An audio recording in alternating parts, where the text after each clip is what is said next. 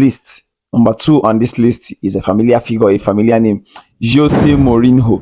Jose Mourinho was literally forced to play football. Like, he's those kind of people who his father was an aspirant footballer. He played as a goalkeeper, but he only had one cap for Portugal. But he wanted Jose to be a manifestation of the dreams he could not fulfill. So he forced Jose. He pressured Jose to become a footballer. But Jose went to the Portuguese league, made a mess of himself as a player until he gave up. For 7 good years, he made a mess of himself until he gave up.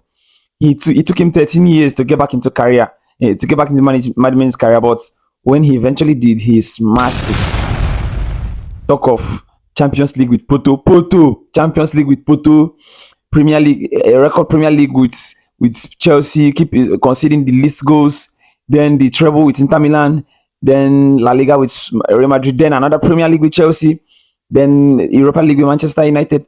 And then the Conference League with Roma. He's a proven winner. A born winner. Everything he couldn't do as a player, he's doing it. He did it as a coach. So he really smashed it as a coach. Number one on this list is Sir Alex Ferguson. Sir Alex Ferguson wasn't a bad player. He wasn't a bad player. Just that he didn't perform at the top level. He scored an enormous amount of goals. If you have this amount of numbers, these numbers you're seeing on your screen, if you have this much numbers in the Premier League, you'll be considered like a Hall of Famer, a legend. Rashford doesn't have this much numbers. Do you understand? So he wasn't a bad player, but he played all of his career in the Scottish League, so it doesn't really count that much. He never represented Scotland